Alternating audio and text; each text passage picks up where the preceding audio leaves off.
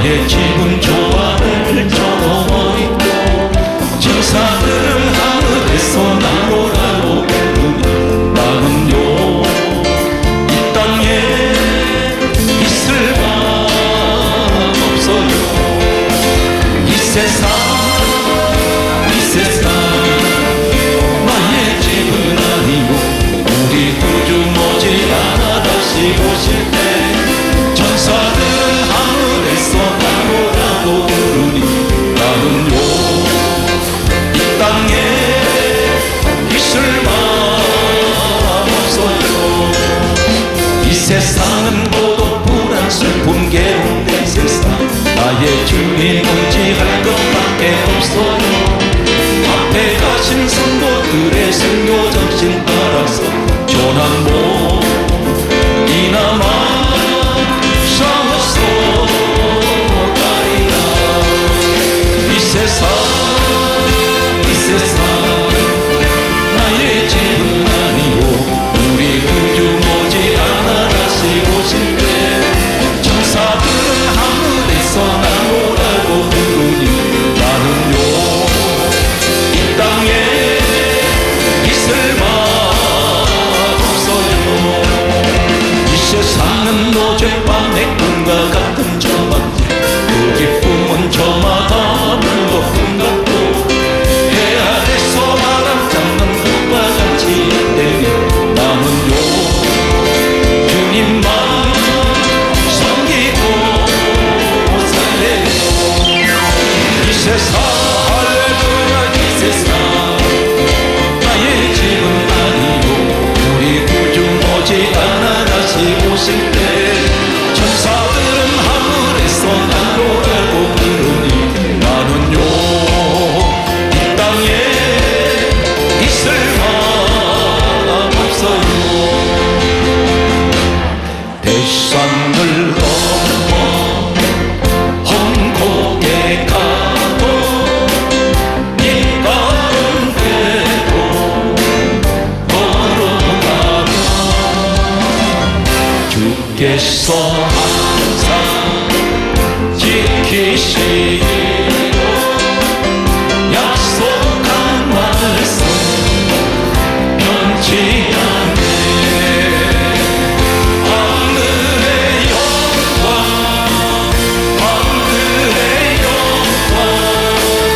나의 맘속에 자고 넘쳐 할렐루야를 힘차게 불러 영원히 주를 찬양하리. 캄캄한 밤에 아닐지라도 주께서 나의 길 되시고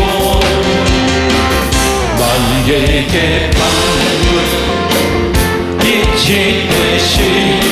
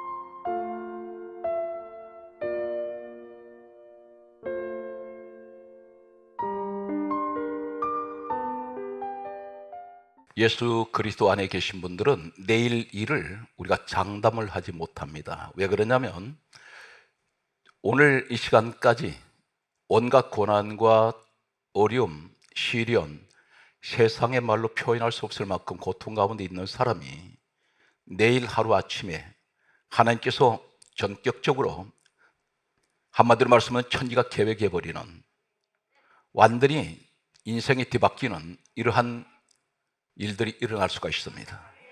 그래서 항상 성경 말씀하기를 낙심하지 말라, 절망하지 말라. 왜 그렇습니까? 하나님은 하루아침에 여러분의 신분을 바꿀 수가 있습니다. 대표적인 인물을 소개한다면 모세라는 사람이 있습니다. 요셉이라는 사람이 있습니다. 다윗이 있습니다. 막연하게 성경 속에 이 사람들은 하나님이 이렇게 서셨구나 중요한 것이 아니라 가장 중요한 것은 왜 성경 66권에 이렇게 기록해서 1600년 동안 하나님께서 장장 약 30여 명의 사람들을 약 1600년 시대 속에 성경을 기록해서 오늘 이 시간 4개 이 성경이 와 있느냐면 오늘 시간 주시는 말씀 4개 주시는 말씀이라는 것입니다. 어떤 고난이 있습니까? 어떤 시련이 있습니까? 개인적인 고난 시련뿐 아니라 민족적인 어려움이 와도 오늘 말씀을 들으면 반드시 하나님이 역사하시는데 가장 중요한 사실은 오늘 시간까지 내가 어떤 절망 가운데 있고 모든 걸 다 잃어버렸다 할지라도 우울증 걸릴 이유 하나도 없습니다. 낙심할 이유 하나도 없습니다. 내일 하나님께서 어떻게 서실지 모릅니다. 하나님 서는 사람은 나이 상관없습니다. 성별 상관없습니다. 이 땅에 어떤 빈부격차, 내가 아무리 많은 실패를 하고 아무리 많이 어려움을 겪었다 할지라도 하는 거 묻지 않습니다. 그래서 하나님께서 오늘 서는 사람은 모세를 보면은 80세가 되었을 때 이 사람은 완전히 낙심했습니다. 낙심뿐 아니라 절망해버렸습니다. 이 사람에게는 아무것도 없습니다. 여러분들의 말씀을 여러분 들어서 기억할지 모르겠습니다. 출애굽기 3장 1절 말씀에 보게 되면 모세는 그 장인 이대로의 양떼를 치던 사람입니다. 40년 동안 처가살이 하면서 양 한 마리가 자기 소유가 없습니다. 그런데 하나님께서 정격적으로 예고 없이 찾아오세요. 어디에서? 미디안 광야. 그 광야는 사람이 왕래하는 곳이 아닙니다. 이 사람은 도망자였습니다. 피신해서 도망가고 도망간 것이 사막의 지옥의 사막이라는 곳으로 갔습니다. 지금도 그곳은 지열이 40도 이상 달아오릅니다. 사람들이 그곳을 왕래하지가 않습니다. 그런 이러한 곳으로 도망간 모세가 80세가 되었을 때에 그런 절망 가운데 있었습니다. 하나님께서 예고하지 않습니다. 40년 시간이 흘렀는데 그날 또 양을 지킬 때에 하나님께서 찾아오셔서 모세를 부르셨습니다. 상상하지 않았습니다. 모세의 사전에는 다시는 자신에게 이러한 민족의 지도자가 되리라 상상하지 않았습니다. 그런데 하나님께서 정적적으로 찾아오셔서 하루 아침에 세우십니다. 이 사실이 오늘 우리에게도 일어난다는 것입니다. 모세를 만난 하나님은 바로 우리 하나님이십니다. 요셉이라는 사람이 어떤 사람입니까? 이 사람 노예로 팔려갔습니다. 하나님께서는 예고하지 않습니다. 30세가 되었을 때 이 사람은 얼마나 비참한 생활을 했는지, 노예 생활은 가장 인간으로서는 상상하지 못하는 처절한 그런 고통과 괴로움의 연속입니다. 짐승 취급을 했습니다. 돼지우리 같은 곳에서 그들은 살아갈 수밖에 없었습니다. 이 사람들은 사람의 것을 포기했습니다. 짐승 취급을 했습니다. 하나의 상품가치입니다. 은 20에 팔려간 사람입니다. 그 당시 애굽의 노예시장이 대단히 성행했습니다. 각국에서 잡아온 이 노예들을 시장에서, 노예시장이 대단히 큰 시장이 있었습니다. 그런데 이곳에서는 돈 주면 얼마든지 물건같이 사고 팔 수가 있는 곳입니다. 이러한 요셉이 17세의 노예로 갔다가 감옥까지 갔습니다. 억울한 일 다 당합니다. 그런데 어느 날 갑자기 하나님께서 국무총리 세우세요. 상상 못하는 일입니다. 꿈 하나 때문에. 오늘 사랑하는 성도 여러분, 이 자리에 오늘 말씀 듣다가 신앙생활의 기준이 무엇인지 아세요? 이 자리에 보게 되면 헛발질한 사람이 많습니다. 신앙생활 수십 년 헛발질하다가 여기까지 온 사람이 있습니다. 신앙생활 껍데기였습니다. 도대체 내가 신앙생활을 어떻게 했는지 본인 스스로도 지금 착각하고 있다는 것입니다. 이렇게 가면 천국 갈 것이다. 아닙니다. 오늘 성경 뭐라 말씀하는지 이 말씀을 들으시고 말씀의 핵심을 오늘 들으면서, 기독교는 말씀 종교입니다. 다윗이라는 사람이 있습니다. 이 다윗이라는 사람은 양을 치는 목동입니다. 이 어린 목동에 양 치다가 사무엘이라는 종을 통해서 하나님께서 보내셔서 이 사람은 정격적으로 왕으로 지명받게 됩니다. 오늘 여러분들이 그런 자리에 설 수 있다는 것입니다. 그러므로 어떠한 어려움이 있더라도, 아무리 인생을 지금까지 살아오면서 실패를 몇 번 했다 할지라도 결코 하나님께서는 몇 번 실패했느냐 그 숫자를 보지 않습니다. 우리 이 시간 내 믿음을 보신다는 사실입니다. 저는 지금까지 목회를 하면서 우리 하나님께서 항상 내일 어떤 일이 일어날 것을 하나님께서는 저에게 말씀하지 아니하시고 일을 하실 때가 있었습니다. 최근에는 저는 선교 역사에 단일 교회가 14개 나라에 41개 교회와 학교를 건축한 사례는 아직까지 없었습니다. 동시에 지금 공사가 진행되고 있는데, 이 일이 어떻게 시작되었느냐면, 제가 기도할 때 하나님께 제가 여쭈었습니다. 지금 어려운 이 시대에 하나님, 제가 무엇을 해야 되겠습니까? 계속해서 그런 기도만 기도할 때마다 드렸는데, 어느 날 마음에 외국에 교회 지어라, 성령께서 제 마음에 감동을 주셨습니다. 그래서 저는 그때 선교사들을 우리가 지원은 했지만 교회를 지어본 적이 없습니다. 교회를 짓는다는 것은 대단히 많은 돈이 투자됩니다. 그리고 지금 어려운 이 시기에 성도들한테 지금 여러 가지 어려운 생활인데, 코로나 바이러스 전염병은 2년이 넘도록 사람들을 완전히 다 격리를 시키고 마비를 시켜놓았습니다. 자연히 경제적으로 지금 어려운 상황에서 교회에서 외국에 교회 지어줍시다 하면 성도들이 대단히 거부 반응을 느낄 것으로 생각했습니다. 이것이 인간의 생각이었습니다.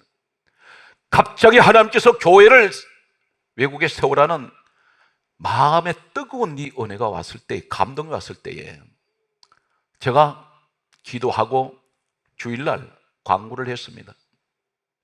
지금 결과가 어떻게 됐냐면 41개 교회가 약 5개월 사이에 건축 공사를 하고 있습니다.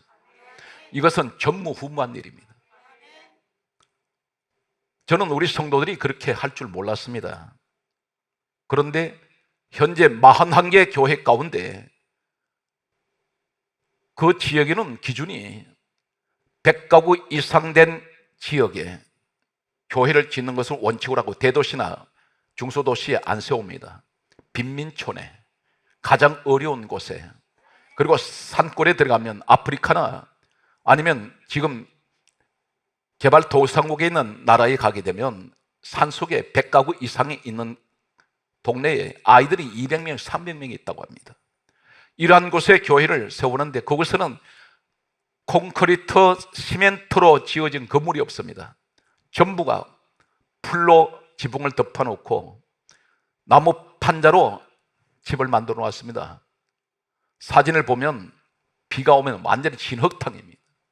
비를 맞으면서 예배를 드리는 이런 너무나 안타까운 이곳에 선교사들이 10년이 넘도록 교회 지어달라고 하나님 앞에 기도했던 이러한 곳에 교회가 세워졌는데, 저는 그것을 보면서 실감이 되지 않았습니다. 우리가 돈 준비하고 교회 못 짓습니다. 믿음으로 짓습니다.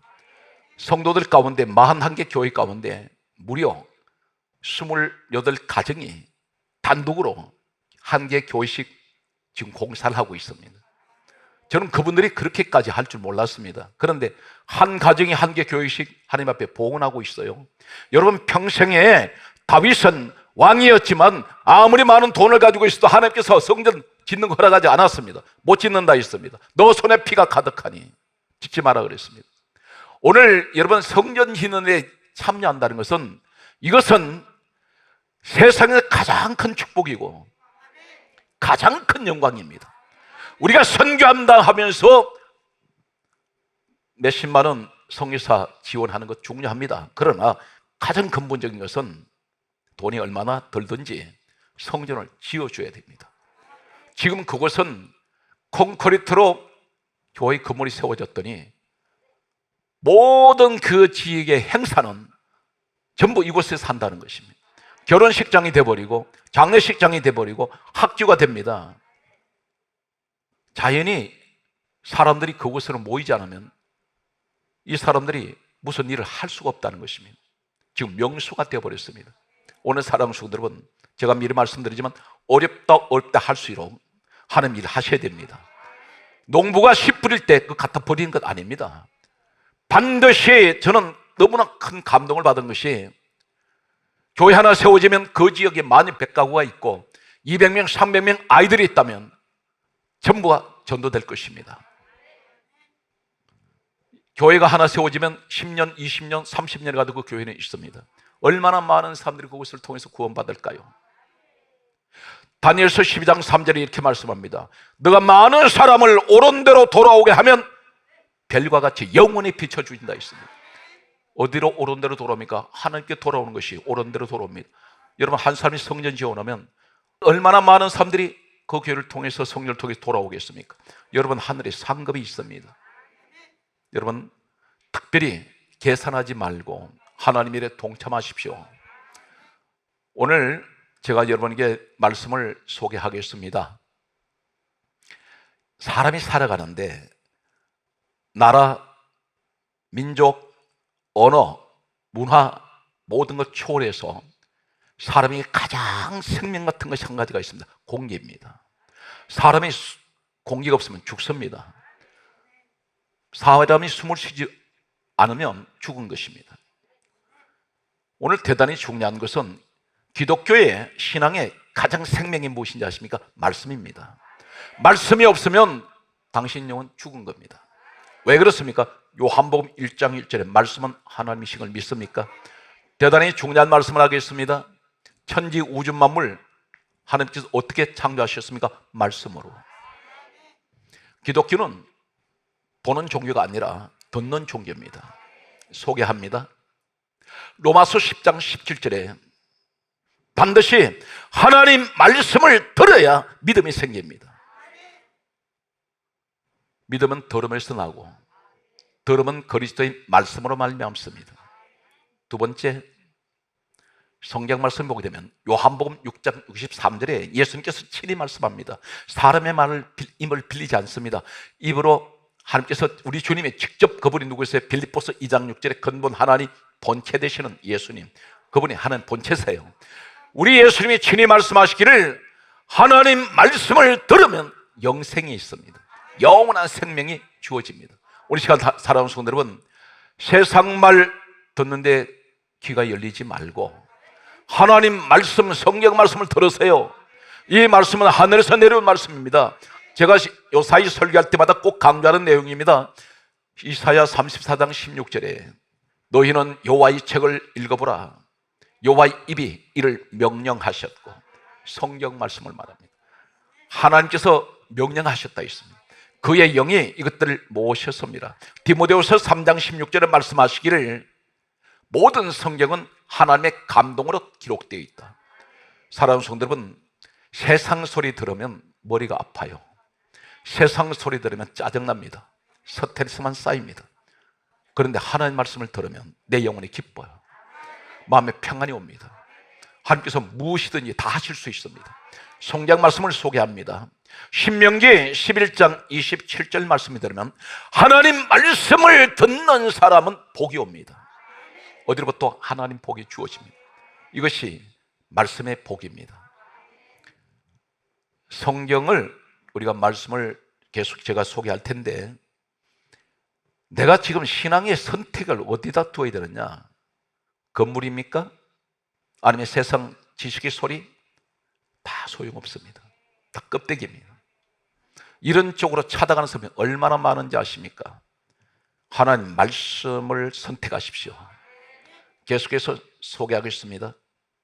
잠언 23장 19절 말씀을 보면은 다음과 같이 말씀합니다. 하나님 말씀을 듣는 사람에게는 지혜가 옵니다.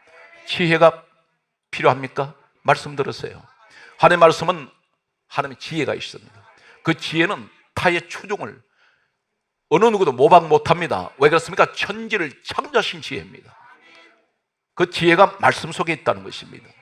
성경 말씀은 이렇게 우리에게 말씀하고 있습니다. 놀라운 말씀은 잠언 28장 9절 말씀에 보게 되면 이렇게 기록하고 있습니다. 하나님 말씀을 들으면 기도가 응답이 되어요. 여러분 기도할 때 말씀 붙들고 기도하세요.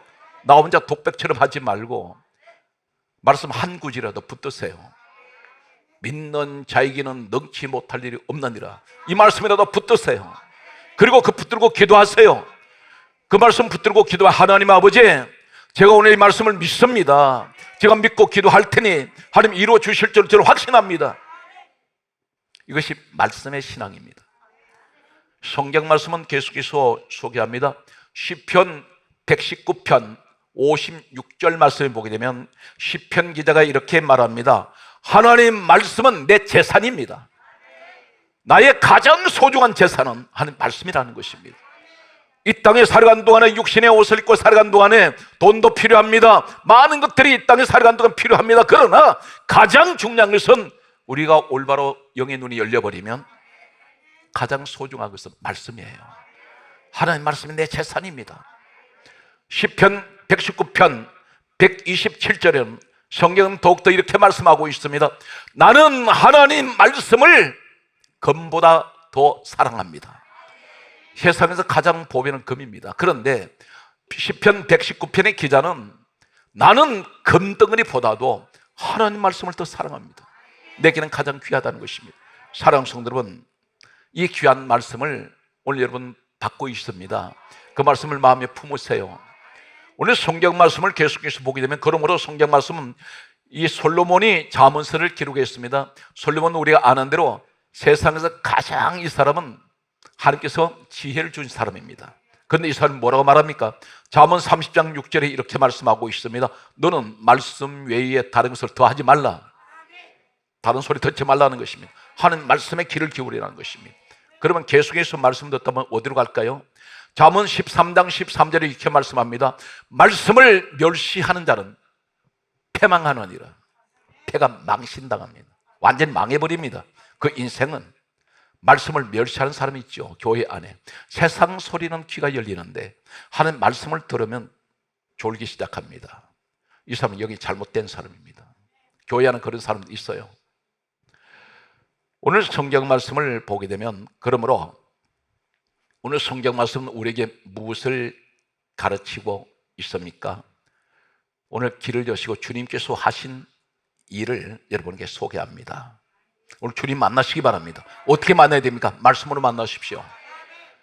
마태복음 8장 16절의 성경 말씀은 이렇게 기록합니다. 예수님께서 말씀으로 말씀하실 때 귀신이 쫓겨나갑니다.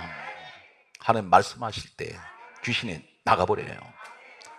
여러분 말씀을 계속 듣는데 열중하세요.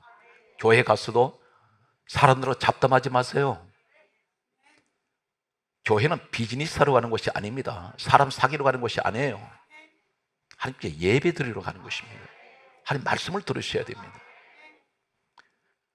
하나님 말씀을 들을 때에 예수님께서 말씀하실 때 귀신이 나가버립니다.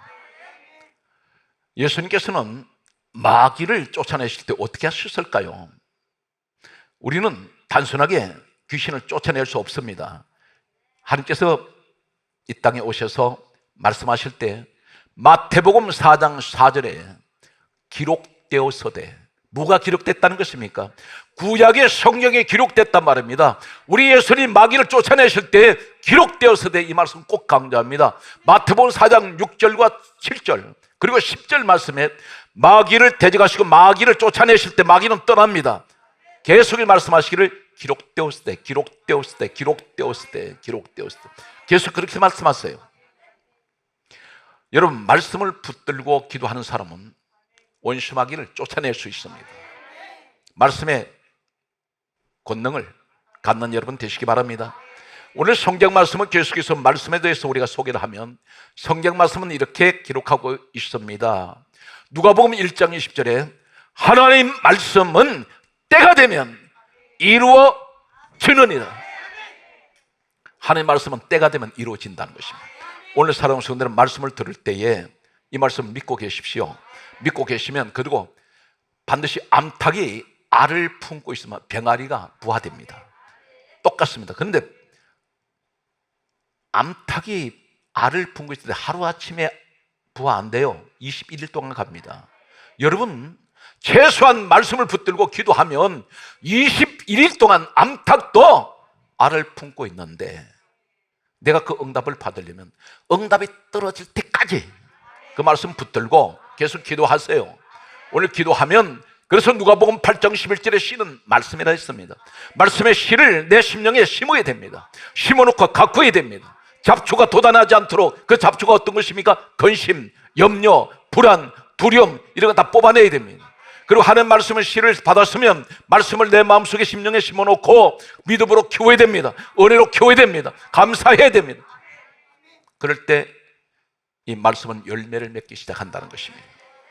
이해가 되십니까? 성경 말씀은 놀라운 사실 한 가지를 소개하겠습니다. 지금까지 여러분 말씀을 들어왔는데, 예배를 드렸는데, 과연 내가 만약에 10년 동안 신앙생활하면서 말씀을 들었는데 말씀의 길이를 쟀을 때 어느 정도일까요? 예수님이 이렇게 말씀합니다.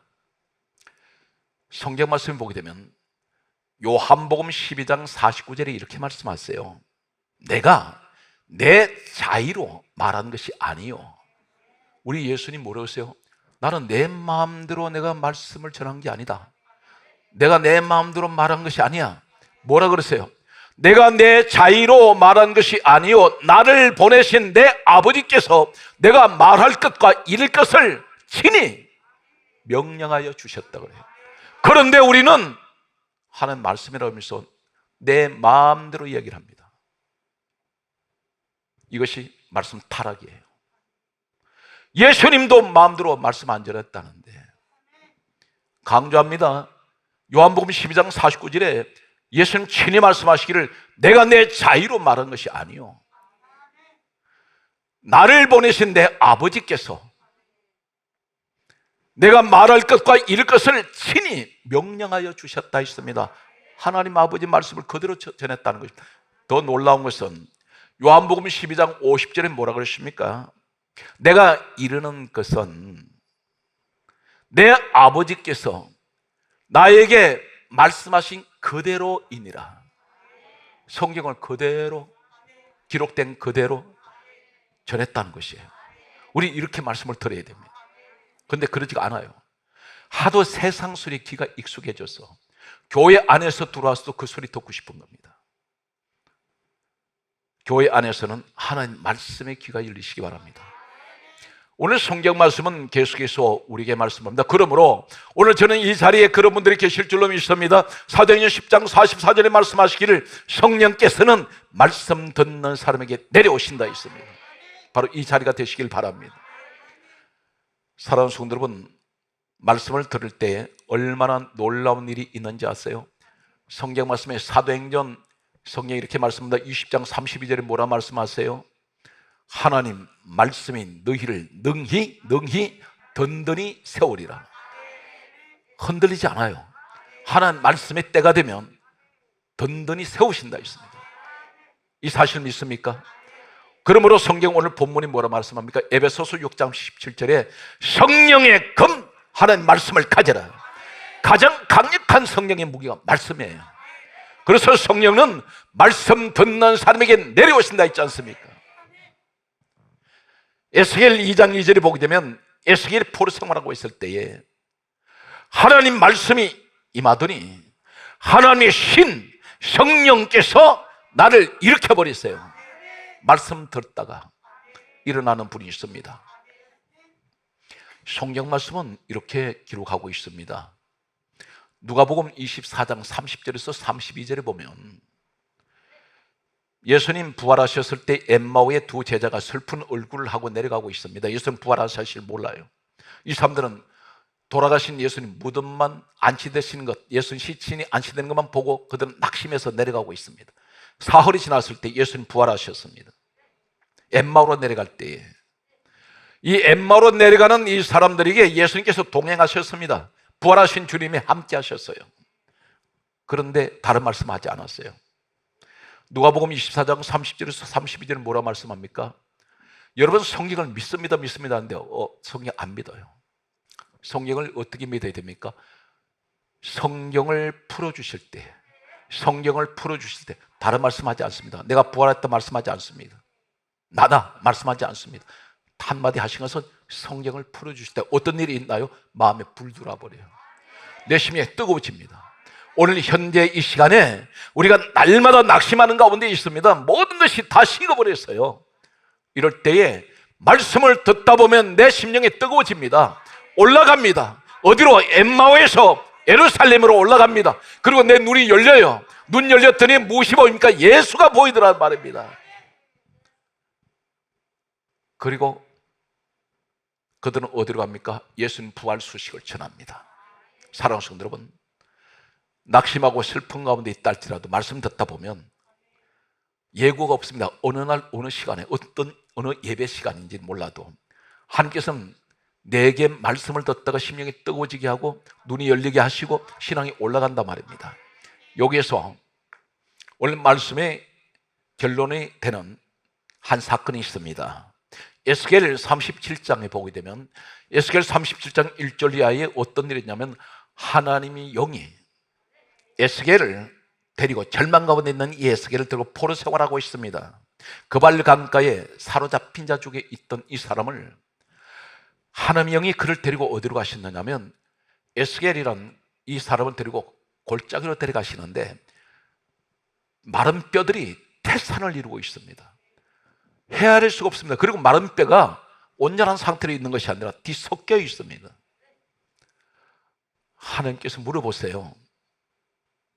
인자야, 이 뼈들이 살겠느냐? 물어보세요.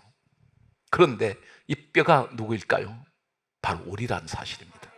성경 말씀은 이렇게 기록하고 있습니다. 에스겔 37장 11절에 예수님께서 오늘 이 땅에 오셨을 때 사건을 신약은 이렇게 말씀하는 구약 사건과 예언과 성취가 연결되는 내용입니다. 저는 이 말씀을 접하면서 어쩌면 이 시대에 이 민족의 모습이 아닌가, 그리고 전 세계의 모습이 아닌가, 그리고 우리 개인의 모습이 아닐까. 하나님께서 이렇게 말씀하세요. 그 마른 뼈들을 보여주면서 성경이 이렇게 강조합니다. 아주 말랐더라. 아주 말랐다는 상태가 어느 정도냐? 부식되어서 만지면 부스러져 버려요. 뼈인데, 뼈는 뼈인데 눈으로 보는데 만지면 부스러집니다. 아주 말라버렸습니다. 바싹 말랐습니다. 그런데 이 뼈들을 가리켜 하나님께서 말씀하시기를 에스겔 37장 11절에 이 뼈는 이스라엘 온 족속이라, 이스라엘 민족이라는 것입니다. 그러면서 하신 말씀이 그들이 하는 소리를 세 가지를 들으셨어요. 우리의 뼈들이 말랐고 그들이 그렇게 말한다는 것입니다. 우리에게는 소망이 없어졌으니 우리는 다 멸절되었다 하느니라. 그러면서 하나님 물어보세요. 에스겔에게 인자야, 이 뼈들이 살겠느냐? 물으세요. 이 시대가 어떤 시대입니까? 마른 뼈 시대입니다. 왜 그럴까요? 우리 육신은 지금 살아서 멀쩡한 것 같은데 내 속은 바싹 말라버렸습니다. 여러분 가운데 지금 은혜가 안 말랐습니까? 마른 정도가 아니라 아주 말랐습니다. 교회 지금 신앙생활이 얼마나 은혜 생활 되십니까? 예배 들어왔더니 뛸 듯이 기쁩니까? 아니지 않습니까? 냉랭합니다. 마른 막대기 같습니다. 감각이 없습니다. 예배는 타성에 젖었어요. 이미 오래됐습니다. 감각이 없어요. 감동도 없어요. 기도를 해도 하나님 앞에 감동이 없습니다. 눈물이 마른 지가 벌써 오래되었습니다. 이 뼈들이 아주 말랐더라. 영적인 상태의 한국 교회의 모습을 보여주고 있다는 것입니다. 말라버렸어요. 기도가 말랐습니다. 오래되었습니다. 은혜가 말랐습니다. 감사가 말랐습니다. 교회 안에 봉사가 마른 지가 오래되었습니다. 전도 과거의 옛 이야기가 되었습니다. 내가 언젠가 전도지 들고 아니면 주보를 들고 밖에 나와서 사람들에게 나눠주는 시절은 까마득한 옛날 이야기 같습니다. 우리의 뼈들이 말랐고 아주 말랐고 소망이 없어졌다는 것입니다. 소망이 없으면 말씀드려도 비전이 안 보입니다. 기도를 하는데 막연하게 솔직히 우리가 얘기한다면 기도는 하는데 그렇게 간절한 믿음을 가지고 기도하는 사람 많지가 않아요. 그리고 비전을 못 봅니다. 소망이 없어요. 무슨 노공기 털어놓은 것 같습니다. 늘 되풀이하는 기도. 그런데 그러고 또 기도 드렸다는 것으로 만족해버립니다. 예배 드렸다는 것을 만족합니다. 마치 시체가 왔다 갔다 하는 것 같습니다. 살아있는 시체. 그렇지 않나요? 교회를 들어오긴 들어오는데 전혀 어떤 감동을 못 느끼고 있다는 것입니다. 누구의 잘못이 아닙니다. 시대가 지금 그렇게 되었습니다. 우리의 뼈들이 말랐고 소망이 없어졌으니 우린 다 멸절되었다. 사방에서 들리는 소리는 한숨 소리, 탄식의 소리, 희망의 소리는 별로 들리지 않습니다. 그럴 때에 하나님 뭐라 그랬어요? 놀라운 사실은 에스겔 37장 4절에 이렇게 말씀합니다. 인자야, 이 뼈들이 살겠느냐 했더니 에스겔이 이 사람이 주께서 아시나이다. 어떤 확신이 없었던 모양입니다. 그때에 하나님께서 이렇게 말씀합니다. 에스겔 37장 4절에 인자야, 너는 내 말을 대언하라. 대언이 뭡니까? 너 감정적으로 말하지 말고 내가 전하라는 말을 전하라. 그렇게 말씀하시면서 이 에스겔은 뭐라고 말합니까? 너희 마른 뼈들아, 여호와의 말씀을 들을지어다. 이 말을 전합니다. 그때 어떤 일이 생기는지 아세요? 이 뼈 저 뼈가 살아 일어나는데, 오늘 마른 뼈 같은 내 인생에 살아 일어나는데 전부 흩어져 버렸던 뼈가 구조를 갖추고 있지 않습니다. 여기저기 다 섞여 있습니다. 우리 가정이 그렇게 무질서하지 않습니까? 그런데 말씀을 들을 때에 이 뼈들이 여기저기서 자기 자리를 찾아가는데, 오늘 이 시대 가정이 남편의 자리는 남편의 자리에, 아내의 자리는 아내의 자리에, 자녀는 자녀의 자리에, 본연의 자리에 전부 다 질서를 찾아갑니다. 그러면서 일어나는데 극히 큰 군대를 이룹니다. 저는 우리 한국교회에 이런 비전이 있다고 믿습니다.